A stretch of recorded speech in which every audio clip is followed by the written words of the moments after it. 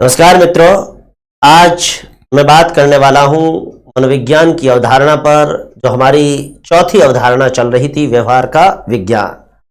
आपको जानकारी हो, जब हम शिक्षा मनोविज्ञान के अंदर बात करते हैं तो सबसे पहले हम लोग शिक्षा की अवधारणा को समझ चुके हैं। शिक्षा की अवधारणा को समझने के बाद हम लोग मनोविज्ञान की अवधारणा को समझते हैं, और मनोविज्ञान की अवधारणा को समझने के बाद हम लोग शिक्षा मनोविज्ञान की अवधारणा पर आगे बढ़ेंगे। मैं बताना चाह रहा हूं, जब अपन मनोविज्ञान की बात करते हैं तो विशेष रूप से मनोविज्ञान, जिसको सबसे पहले आत्मा का विज्ञान माना गया, फिर मन मस्तिष्क का विज्ञान माना गया, उसके बाद चेतना का विज्ञान माना गया, और वर्तमान के अंदर मनोविज्ञान को किसका विज्ञान मानते हैं? व्यवहार का विज्ञान मानते हैं। ये मनोविज्ञान जो अपनी वर्तमान परिभाषा के अंदर व्यवहार के विज्ञान के रूप में देखी जाती है, ये मनोविज्ञान जिसकी वर्तमान परिभाषा में हम इसे व्यवहार का विज्ञान मानते हैं।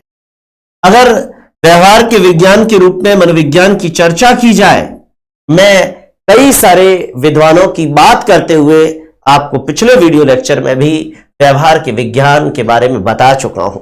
मैंने आपको बताया कि किस प्रकार मैकडूगल ने चेतना शब्द की भरसक आलोचना की और मनोविज्ञान को व्यवहार का विज्ञान बताने का प्रयास किया। मैंने आपको बताया कि किस प्रकार वॉटसन ने अपनी पुस्तक बिहेवियरिज्म यानी कि व्यवहारवाद लिखी और उसमें मनोविज्ञान को व्यवहार के सकारात्मक और निश्चित विज्ञान की संज्ञा दे डाली। आपको जानकारी हो, अगर हम मनोविज्ञान को व्यवहार के विज्ञान के संदर्भ में बात करते हैं तो बहुत सारे विद्वान, चाहे उनके अंदर मैकडूगल हुए जिन्होंने आचरण और व्यवहार का विज्ञान बताया, चाहे वॉटसन हुए जिन्होंने व्यवहार का सकारात्मक और निश्चित विज्ञान बताया, चाहे मनोविज्ञान को शुद्ध विज्ञान जो मानव और पशु व्यवहार का अध्ययन करता है, हमने ऐसी परिभाषा देने वाले जेम्स ड्राइवर को भी पढ़ा, और हमने अनुभव और व्यवहार के विज्ञान की बात करने वाले महोदय स्किनर की बात भी अपने पिछले वीडियो लेक्चर में करी। हमने बात की कि किस तरीके से क्रो एंड क्रो ने बताया कि मानव व्यवहार और मानव संबंध, क्रो और क्रो मानव का व्यवहार और मानव के संबंध, उसका अध्ययन मनोविज्ञान है। गैरिसन ने मनोविज्ञान का संबंध जब प्रत्यक्ष मानव व्यवहार से बताया तो गार्डनर, मर्फी जैसे विद्वान ने मनोविज्ञान के बारे में कहा कि ये जीवित प्राणियों की उसके वातावरण के प्रति जो अनुक्रियाएं होती है, उन अनुक्रियाओं का अध्ययन करने वाला एक प्रकार का विज्ञान है। बहुत सारी परिभाषाएं हम मनोविज्ञान की पढ़ चुके हैं। आज इन्हीं परिभाषाओं से आगे बढ़ते हुए एक परिभाषा मैं बोरिंग लैंगफील्ड की परिभाषा भी बताना चाहूंगा। मनोविज्ञान के अंदर जो महत्वपूर्ण परिभाषाएं हैं उनको समझने का भी प्रयास करना और अपनी कॉपी के अंदर लिखने का भी प्रयास करना। बहुत सारे स्टूडेंट समझ लेते हैं लेकिन लिखते नहीं है। लिखिए, लिखेंगे कंसेप्ट और ज्यादा क्लियर होगा। मैं बताना चाह रहा हूं, और जितना मैं समझाऊं, कई चीजें ऐसी भी होती है जो समझाता हूं, कहानी सुनाता हूं, एग्जाम्पल बताता हूं, तो वो एग्जाम्पल अपने जहन में, अपने मस्तिष्क में बिठाने की कोशिश करिएगा, क्योंकि हम मनोविज्ञान पढ़ रहे हैं। हम इतिहास, भूगोल, उन विषयों से इतर इस विषय को पढ़ने का अपना एक तरीका होता है। मैं बताना चाह रहा हूं कि बोरिंग लैंगफील्ड ने यह कहा कि मानव की प्रकृति का अध्ययन मनोविज्ञान है। मानव का स्वभाव क्या है, क्योंकि मानव अपनी प्रकृति, अपने स्वभाव के अकॉर्डिंग जो व्यवहार करता है, उससे मनोविज्ञान को संबोधित किया। और आपको जानकारी हो, बोरिंग लैंगफील्ड ने बड़ी बोरिंग परिभाषा दी। उन्होंने क्या कहा? उन्होंने कहा मानव की प्रकृति का अध्ययन ही अपने आप में मनोविज्ञान है। मानव की प्रकृति का अध्ययन अपने आप में क्या है? मनोविज्ञान है। ये बात किसने कही? ये बात बोरिंग लैंगफील्ड ने करी। बहुत सारी दूसरी परिभाषाओं को भी हमने पढ़ा। मैं बताना चाह रहा हूं कि मनोविज्ञान को हम व्यवहार के विज्ञान के रूप में अडॉप्ट करते हैं, लेकिन एक बात आपको जानकारी हो, हमारे महोदय वुडवर्थ, उन्होंने व्यवहार को भी परिभाषित करने का प्रयास किया, क्योंकि हमने जितनी परिभाषाएं पढ़ी उन परिभाषाओं के अंदर यह कहा कि मनोविज्ञान किसका विज्ञान है? व्यवहार का विज्ञान। लेकिन कभी आपने विचार किया कि व्यवहार से मीनिंग क्या? ये व्यवहार क्या है आखिर? ये व्यवहार, इसे हम किस रूप में परिभाषित करें? ये भी एक महत्वपूर्ण बात हमें पता होनी चाहिए। अगर मैं व्यवहार के संदर्भ में बात करूं, क्योंकि मनोविज्ञान को वर्तमान के अंदर व्यवहार का विज्ञान मानते हैं, इस व्यवहार शब्द की बात करूं तो आपको जानकारी है। हमारे महोदय वुडवर्थ ने कहा, व्यवहार जीवन का आभास या जीवन का प्रभाव देने वाली प्रत्येक क्रिया है। मतलब जीवन में हम हर कोई वो क्रिया करते हैं जिससे हमें इस जीवन का आभास होता है, जीवन का प्रभाव जिसमें झलकता है, वो हर क्रिया अपने आप में व्यवहार है।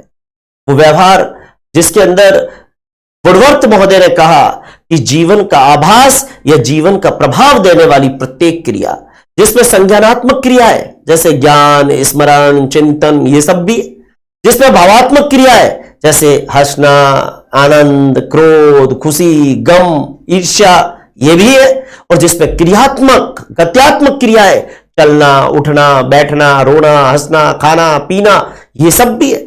ये सारी क्रियाएं मिलकर हमारा क्या कहलाता है? व्यवहार कहलाता है। आपको जानकारी हो, अगर वुडवर्थ के अनुसार व्यवहार को परिभाषित करेंगे, वुडवर्थ ने यह कहा था कि यह व्यवहार जिसमें हम तमाम प्रकार की क्रियाओं को सम्मिलित कर सकते हैं। हमारे महोदय वुडवर्थ ने कहा यह व्यवहार क्या है? ये जीवन का आभास देने वाली, जीवन का प्रभाव देने वाली, जीवन का आशय बताने वाली हर क्रिया है, जिसमें हम 3 प्रकार की क्रियाएं, संज्ञानात्मक क्रियाओं की बात करते हैं। व्यवहार के अंदर संज्ञानात्मक क्रियाएं भी आती है। व्यवहार के अंदर आपको जानकारी हो, इसमें भावात्मक क्रियाएं भी आती है, और व्यवहार के अंदर गत्यात्मक या क्रियात्मक एक्शन वो भी आते हैं। कहने का मतलब इस व्यवहार के कितने पक्ष हैं? इस व्यवहार के 3 पक्ष हैं। इस व्यवहार के 3 पक्ष हैं। इसमें हम संज्ञानात्मक क्रियाओं को सम्मिलित करते हैं। जब मैं संज्ञानात्मक क्रियाओं की बात करता हूं, सिंपल सी बात है, व्यवहार के अंदर संज्ञानात्मक क्रियाएं भी आती है, जैसे ज्ञान, जैसे स्मृति, जैसे तर्क, जैसे चिंतन। हम लोग जो ज्ञान है हमारा, जो हमारी मेमोरी है, हमारा तर्क है, हमारा चिंतन है, इन तमाम चीजों के कारण हम इस दुनिया में व्यवहार करते हैं। इस दुनिया में लोग हमें ऑब्जर्व करते हैं। आज हम अपनी मेमोरी के आधार पर कोई काम करते हैं, अपनी मेमोरी जब किसी को प्रदर्शित करते हैं, लोग हमारा अवलोकन करते हैं, कहते हैं बड़ा फास्ट आदमी है, यानी वो हमारे व्यवहार को क्या कर रहा है? ऑब्जर्व कर रहे हैं। हम चिंतन करते हैं और वो चिंतन किसी न किसी रूप में दुनिया के सामने आता है। जैसे हम कहते हैं ना, विवेकानंद जी का चिंतन तो वाव, विवेकानंद जी जैसा चिंतन तो किसी का ही हो सकता है, रेयर हो सकता है। आइंस्टीन जैसा वैज्ञानिक, हम उनके चिंतन के आधार पे उनके व्यवहार को देख रहे हैं। तो कहने का मतलब ज्ञान, स्मरण, चिंतन, तर्क, ये सारी संज्ञानात्मक क्रियाएं भी हमारे व्यवहार का भाग है। हम लोग तमाम प्रकार के भावात्मक पक्ष के अंदर, अगर व्यवहार के भावात्मक पक्ष में बात करें तो आपको जानकारी हो, जैसे क्रोध है, हर्ष है, गम है। ये अगर हम खुश हैं तो दुनिया को पता चलता है खुश है, अगर हम दुखी है तो दुनिया देख रही है हम दुखी है। अगर हमें क्रोध आ रहा है तो हम उस क्रोध की अभिव्यक्ति किसी चीज पर करते हैं और लोगों को पता चलता है हमें गुस्सा आ रहा है। यह भी हमारा व्यवहार है जो दुनिया में ऑब्जर्व किया जाता है। आपको ध्यान हो, क्रियात्मक या गत्यात्मक पक्ष भी है हमारे व्यवहार का। हमारे व्यवहार का गत्यात्मक या क्रियात्मक पक्ष भी है, जिसमें चलना है, उठना है, बैठना है, दौड़ना है। ये सारी चीजें जिसके अंदर हमारे व्यवहार के गत्यात्मक पक्ष को हम लोग देखते हैं।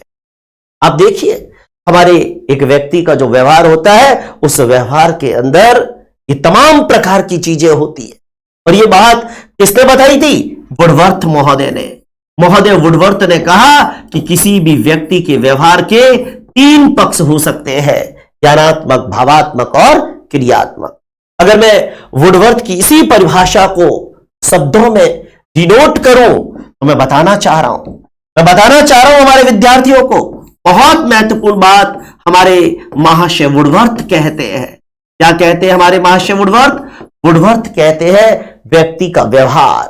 वुडवर्थ कहते हैं व्यक्ति का व्यवहार जीवन का आभास या प्रभाव देने वाली, व्यक्ति का व्यवहार जीवन का आभास, जीवन का आभास या प्रभाव देने वाली प्रत्येक क्रिया है। प्रभाव देने वाली आपको जानकारी हो, किसी भी व्यक्ति का व्यवहार जीवन का आभास या प्रभाव देने वाली प्रत्येक क्रिया है। इसमें संज्ञानात्मक क्रिया है या संज्ञानात्मक पक्ष। संज्ञानात्मक पक्ष जैसे आपको मैंने बताया, व्यवहार के अंदर संज्ञानात्मक पक्ष भी सम्मिलित है।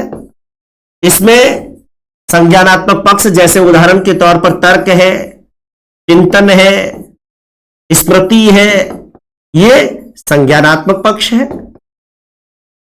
इसके अंदर आपको जानकारी हो, भावात्मक पक्ष, व्यवहार के अंदर भावात्मक पक्ष भी सम्मिलित है। भावात्मक पक्ष कैसे?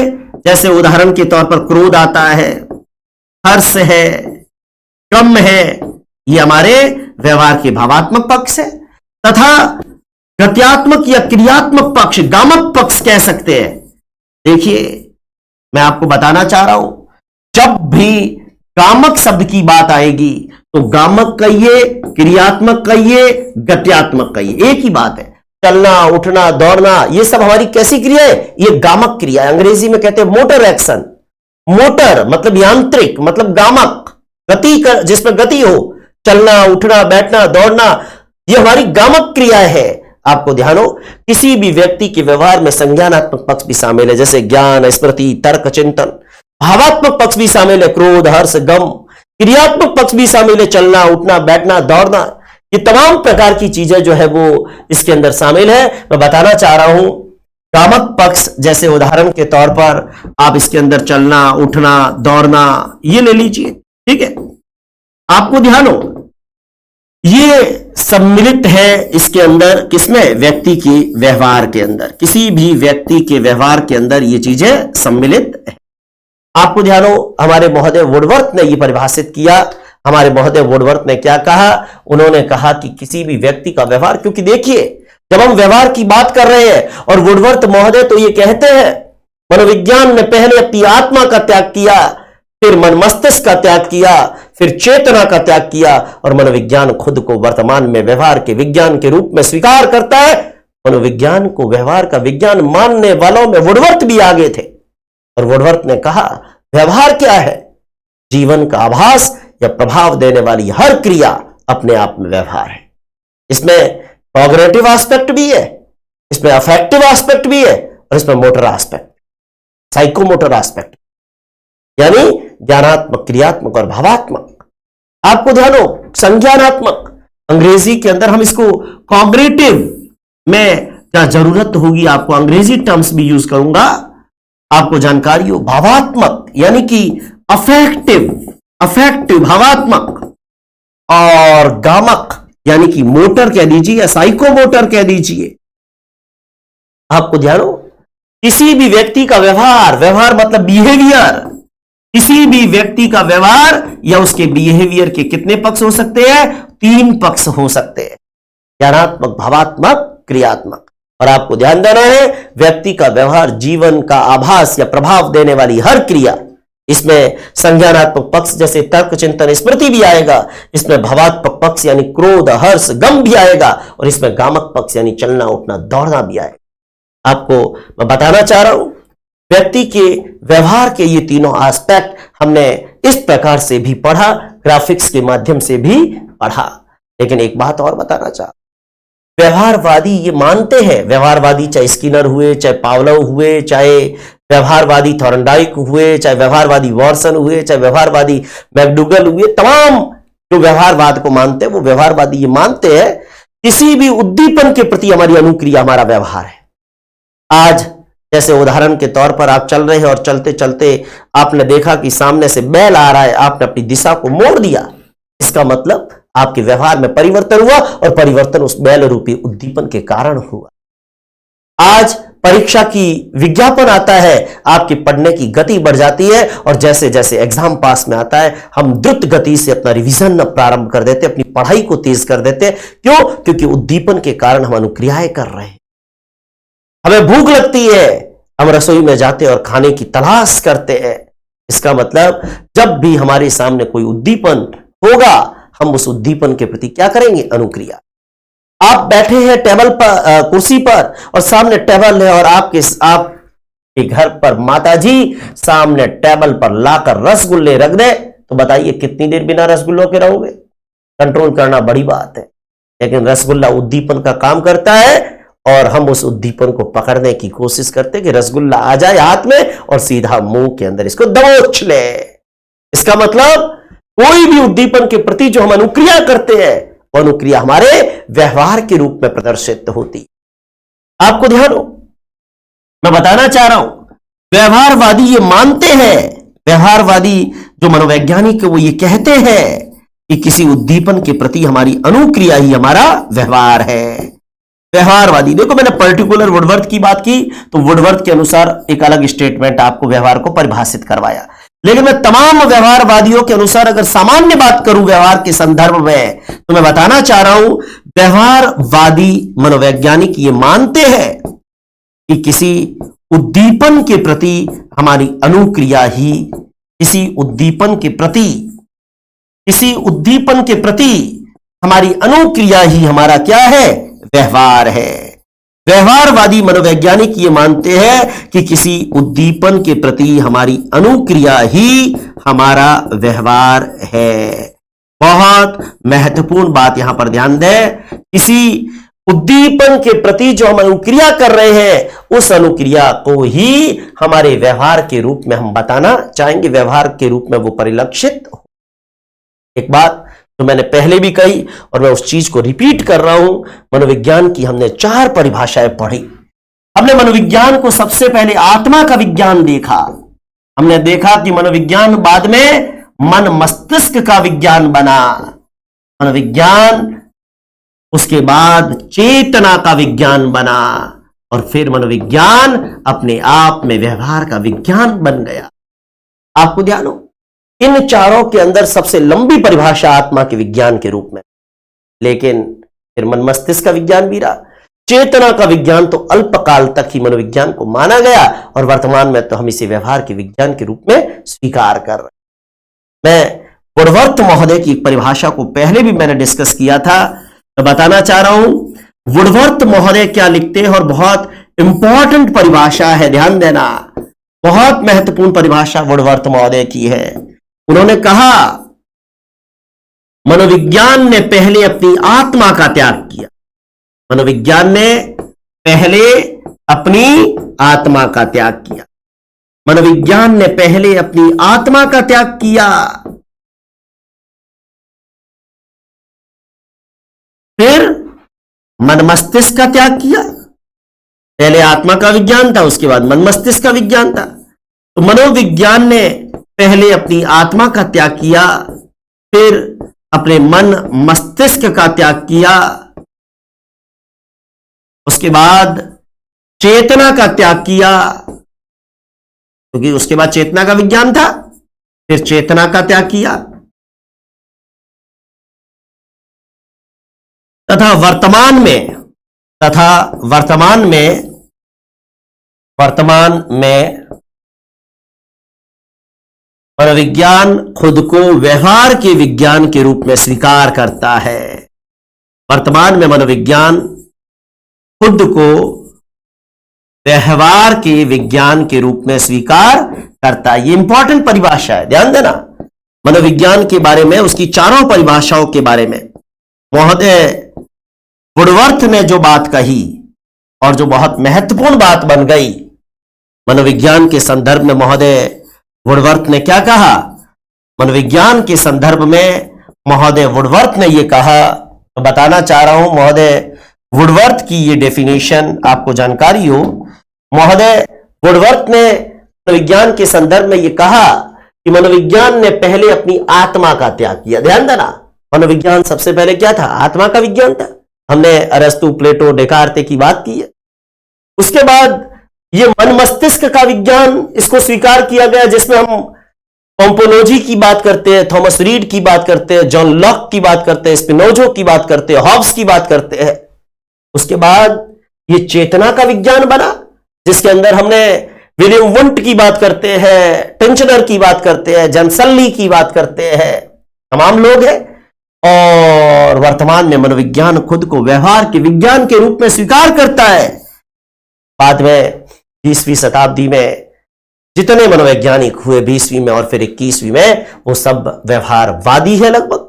तो कहने का मतलब मनोविज्ञान अपने आप में खुद को ये किसके विज्ञान के रूप में स्वीकार करता है? तो आपको ये समझ में आना चाहिए कि मनोविज्ञान खुद को व्यवहार के विज्ञान के रूप में स्वीकार करता है। मनोविज्ञान खुद को किसके विज्ञान के रूप में स्वीकार करता है? मनोविज्ञान खुद को व्यवहार के विज्ञान के रूप में स्वीकार करता है। बहुत महत्वपूर्ण बात ये अपने को पता होनी, बहुत महत्वपूर्ण बात ये हमारी जानकारी के अंदर होनी चाहिए। एक चीज और आपको बता रहा हूं, जब मनोविज्ञान की बात करते हैं तो मनोविज्ञान के 3 प्रमुख लक्ष्य हैं। इसकी गहराई में नहीं जाना है, लेकिन एनसीईआरटी बुक्स लिखती है और हमारे को ध्यान रखना है परीक्षा में कभी ऑब्जेक्टिव क्वेश्चन पूछ ले, क्योंकि हमारी परीक्षा के अंदर एनसीईआरटी की बुक से सीधे सीधे प्रश्न पूछे जाते हैं। मनोविज्ञान के 3 प्रमुख लक्ष्य कौन से हैं? ध्यान देना, सीधा सवाल, सीधा और सपाट प्रश्न। जहां डिस्क्रिप्शन की आवश्यकता है, मैं निश्चित रूप से आपको बहुत डिस्क्रिप्शन देता हूं। मनोविज्ञान के 3 प्रमुख लक्ष्य है, ध्यान देना। पहला है मापन और वर्णन। आपको जानकारी हो, मापन और वर्णन मनोविज्ञान के 3 प्रमुख लक्ष्य है। इनकी डिटेल में, इनकी डेप्थ में नहीं जाना है। दूसरा प्रमुख लक्ष्य है पूर्व कथन और नियंत्रण। पूर्व कथन व नियंत्रण मनोविज्ञान के 3 प्रमुख लक्ष्य अपने को ध्यान रखना है। कोई भी जो हम व्यवहार का अध्ययन करते हैं, कोई भी एस्पेक्ट, चाहे रुचि है, चाहे अधिगम है, चाहे अभिवृत्ति है, चाहे अभियोग्यता है, मापना, वर्णन करना, किसी व्यक्ति के बारे में पूर्व कथन करना, मतलब उसके बारे में बताना कि ये कैसा है, और फिर उसे नियंत्रित करना, और फिर उस व्यक्ति की व्याख्या करना। ठीक है ना? तो कहने का मतलब ये 3 लक्ष्य होते हैं मनोविज्ञान के प्रमुख लक्ष्य। हमें इसकी गहराई में नहीं जाना है। कोई भी व्यक्ति का गुणधर्म होगा, जैसे अधिगमी है, जैसे रुचि है, जैसे अभियोग्यता है, मनोविज्ञान हमेशा क्या करेगा? कोई भी एस्पेक्ट है उसका मेजरमेंट करके उसका वर्णन करेगा, मतलब ये क्या चीज है।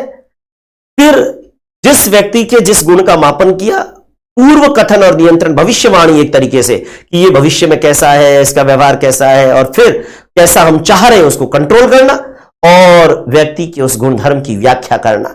लेकिन मैं फिर कह रहा हूं, यहां केवल आपको ये 3 चीजें दिमाग में रखनी है। इसकी डिटेल में, इसकी डेप्थ में नहीं जाना है। आप तो सिंपल याद कर लीजिए कि मनोविज्ञान के 3 प्रमुख लक्ष्य होते हैं, मापन और वर्णन, पूर्व कथन और नियंत्रण, व्याख्या।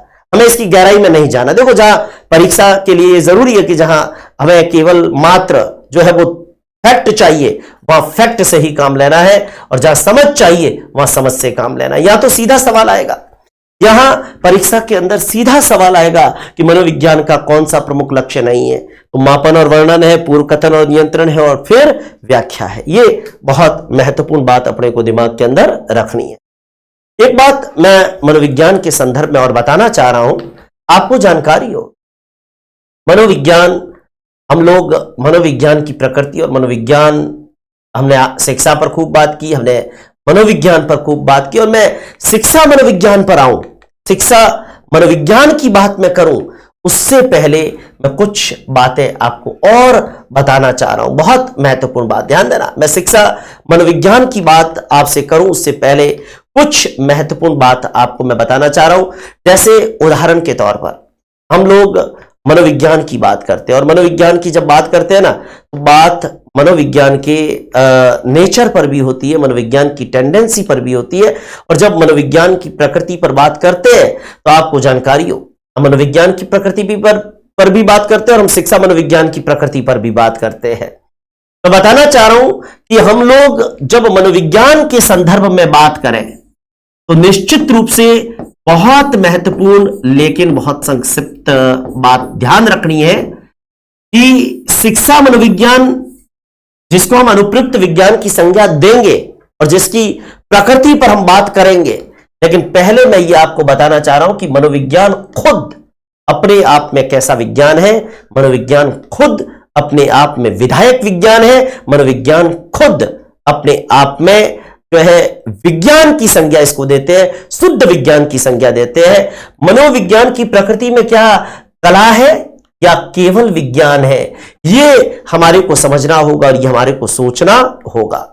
मैं बताना चाह रहा हूं, बहुत सारे स्टूडेंट्स गड़बड़ करते हैं कि मनोविज्ञान की प्रकृति में कला है। मैं बताना चाह रहा हूं, कई किताबें लिखती है कि मनोविज्ञान के अंदर कला और विज्ञान दोनों है, ये भी लिखती है कई किताबें, लेकिन आपको जानकारी हो मनोविज्ञान की प्रकृति की बात करते हैं तो पहली चीज तो आप ध्यान रखें कि मनोविज्ञान अपने आप में क्या है? विज्ञान है।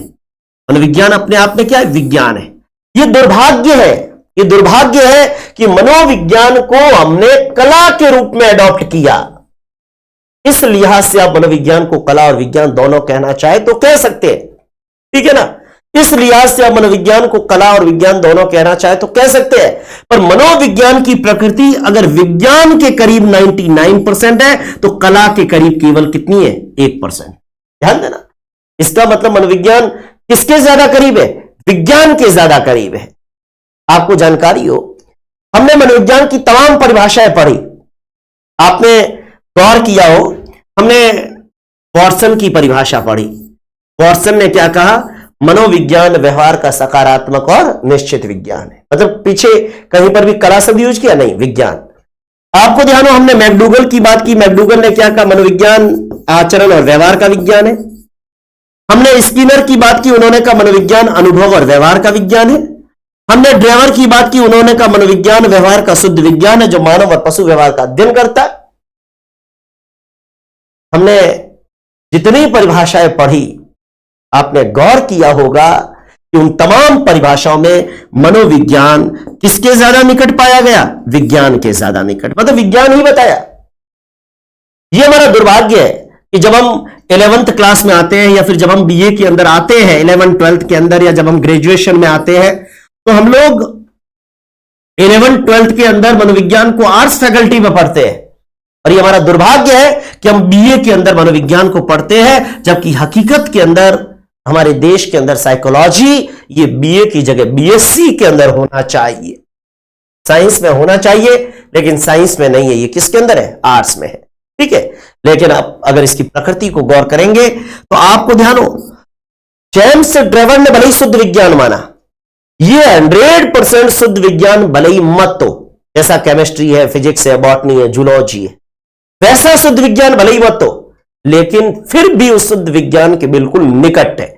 यह ध्यान देना, मनोविज्ञान की प्रकृति के संदर्भ में एक बात करते हैं कि मनोविज्ञान रसायन भौतिकी की तरह, मनोविज्ञान रसायन या भौतिकी की तरह शुद्धतम विज्ञान भले ना हो, भौतिकी की तरह शुद्ध विज्ञान भले ना हो,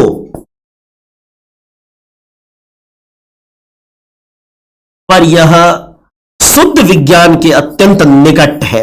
केमिस्ट्री और फिजिक्स जैसे सब्जेक्ट के बिल्कुल करीब है, थोड़ा बहुत इसमें कला का समावेश है, शुद्ध विज्ञान के अत्यंत निकट है। अब बताना चाह रहा हूं मनोविज्ञान की, देखो अब ये परिभाषा है ना, इस पे बहुत सारे साइकोलॉजिस्ट गड़बड़ करते हैं। कई किताबें आप साइकोलॉजी की पढ़ेंगे, लिखा मिलेगा कला और विज्ञान दोनों, लेकिन कई की अनेक किताबों में इसकी प्रकृति को वैज्ञानिक प्रकृति माना गया। बताना चाह रहा हूं मनोविज्ञान केमिस्ट्री और फिजिक्स की तरह 100% शुद्ध भले ही मत हो, पर 99% तो शुद्ध है।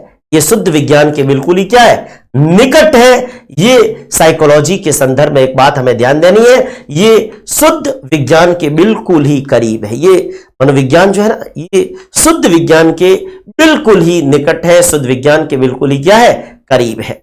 ये एक महत्वपूर्ण बात हमें मनोविज्ञान के संदर्भ में पता होनी चाहिए। इसके अलावा मैं बताना चाह रहा हूं मनोविज्ञान रसायन या भौतिकी की तरह शुद्ध विज्ञान भले ना हो, पर यह शुद्ध विज्ञान के अत्यंत निकट है। और मनोविज्ञान की जो प्रकृति है, ये प्रकृति शिक्षा मनोविज्ञान की प्रकृति जब पढ़ेंगे तो वहां पर भी अपन बात करेंगे। एक बात और ध्यान दें, मनोविज्ञान को हम लोग विधायक विज्ञान माने या नियामक विज्ञान माने। मैं बताना चाह रहा हूं कि मनोविज्ञान की प्रकृति अपने आप में विधायक विज्ञान के रूप में होती है। किसके रूप में होती है? विधायक विज्ञान के रूप में। अब आप सोचेंगे विधायक विज्ञान कैसे? आपको ध्यान हो, विज्ञान को दो रूपों में अपन बांट सकते हैं, एक विधायक विज्ञान और एक अपन बांट सकते हैं विज्ञान को नियामक विज्ञान। एक मान सकते हैं विधायक विज्ञान और एक मान सकते हैं अपन नियामक विज्ञान। अगर मैं विधायक विज्ञान और नियामक विज्ञान के अंदर डिफरेंस करना चाहूं तो मैं ये बताना चाहूंगा, जैसे उदाहरण के तौर पर विधायक विज्ञान और जैसे उदाहरण के तौर पर नियामक विज्ञान, दोनों के अंदर एक डिफरेंस आपको होना चाहिए। जैसे विधायक विज्ञान तथ्यों की बात करता है, नियामक विज्ञान आदर्शों की बात करता है, मूल्यों की बात करता है। विधायक विज्ञान कहता है ऐसा होता है और नियामक विज्ञान कहता है ऐसा होना चाहिए। तो आपको जानकारी हो, विधायक विज्ञान ये किसकी बात करता है? ये तथ्यों की बात करता है, ये तथ्यों पर बल देता है। जबकि नियामक विज्ञान ये किस पे बल देता है? ये मूल्यों पर बल देता है। आपको जानकारी हो, बहुत महत्वपूर्ण बात यहां पर जो मैं बताना चाह रहा हूं, बहुत महत्वपूर्ण बात यहां पर मैं बताना चाह रहा हूं। अगर हम मनोविज्ञान के संदर्भ में बात करें तो विधायक विज्ञान किस पर बल देता है? तथ्यों पर बल देता है। तथ्य कि भाई जैसे अधिगम का चैप्टर आप पढ़ोगे, अगर विद्यार्थी पढ़ने के लिए तत्पर है ज्यादा सीखेगा, मतलब कंडीशनल लेकिन फैक्ट है कि अगर आप पढ़ने के लिए तत्पर हो तो सीखोगे, अगर आप पढ़ोगे तो आगे बढ़ोगे। अगर आप 2 घंटे 4 घंटे 6 घंटे पढ़ते हो और बीच में ब्रेक रखते हो, आपको ज्यादा याद होगा, मतलब फैक्ट है। और एक होता है ना होना चाहिए कि भाई तुम्हें ईमानदार होना चाहिए, हो तो भी ठीक, नहीं हो तो भी ठीक, वो होना चाहिए वाले मूल्य है, और जो होते हैं वो फैक्ट है। हाँ, फैक्ट के पीछे कंडीशन जरूर हो सकती है कि आप अगर ध्यान से पढ़ोगे आपको ज्यादा याद होगा, लेकिन ऐसा नहीं होगा कि आप ध्यान से पढ़ोगे और आपको कम याद होगा, ऐसा थोड़ी होता है। तो जो निष्कर्ष निकल गए वो फैक्ट है, वो तथ्य है। तो ये तथ्यों पर बल देता है। और नियामक विज्ञान जो है वो मूल्यों और आदर्शों पर बल देता है। नियामक विज्ञान जो होता है ना, वो मूल्यों और आदर्शों पर बल देता है। आपको जानकारी हो, ये कहेगा कि ऐसा है या ऐसा होता है, या ऐसा करोगे तो ऐसा होगा। और ये क्या कहता है? ये कहता है ऐसा होना चाहिए। अब होना चाहिए का तो कोई है ही नहीं। तो कहने का मतलब नियामक विज्ञान और विधायक विज्ञान, इन दोनों के अंदर एक डिफरेंस भी आपको पता होना चाहिए। तो आपको जानकारी हो मनोविज्ञान कैसा विज्ञान है। मनोविज्ञान की टेंडेंसी है कि मनोविज्ञान अपने आप में शुद्ध विज्ञान के ज्यादा करीब है, और मनोविज्ञान की प्रकृति यह है कि ये अपने आप में नियामक विज्ञान की जगह कैसा विज्ञान है? ये अपने आप में नियामक विज्ञान की जगह विधायक विज्ञान है, क्योंकि विधायक विज्ञान कहता है ऐसा होता है, और मनोविज्ञान के अंदर जो भी निष्कर्ष है वो अपने आप में फैक्ट है कि अगर इस प्रकार की चीज होगी तो ऐसा होगा। जैसे हम विकास की अवस्था पढ़ते हैं, हम बच्चे का विकास पढ़ते हैं, तो मनोविज्ञान कहता है कि भाई श्रेष्ठावस्था के अंदर नैतिकता का अभाव होता है। तो आप देख लीजिए, दुनिया के अंदर इफ एंड बट थोड़ी है, बस तथ्य है कि नैतिकता का अभाव होता है। आप देखिए मनोविज्ञान ने निष्कर्ष निकाला है, वो निष्कर्ष अपने आप में सही है, और विज्ञान की तरह ही क्रमबद्ध अध्ययन करके, विज्ञान में जैसे होते हैं ना सिद्धांत, वैसे ही फैक्ट बात मनोविज्ञान ने, साइकोलॉजी ने करी है। बट ये हमारा दुर्भाग्य है कि मनोविज्ञान को हम आर्ट्स स्ट्रीम में पढ़ते हैं बजाय साइंस स्ट्रीम। मनोविज्ञान की प्रकृति पर बेसिक बात है, ठीक है। अभी मुझे मनोविज्ञान के ऊपर अपनी बातों को और आगे बढ़ाना है। शुरुआती चैप्टर जब तक हमारे बेसिक कंसेप्ट क्लियर ना हो, हम लोग बहुत धीरे धीरे, ताकि कम से कम पहले बेसिक्स हमारे दिमाग में बैठ जाए, और बेसिक्स दिमाग में बैठेंगे तो फिर हम अलग अलग कंटेंट और अलग अलग टॉपिक के अंदर चलेंगे।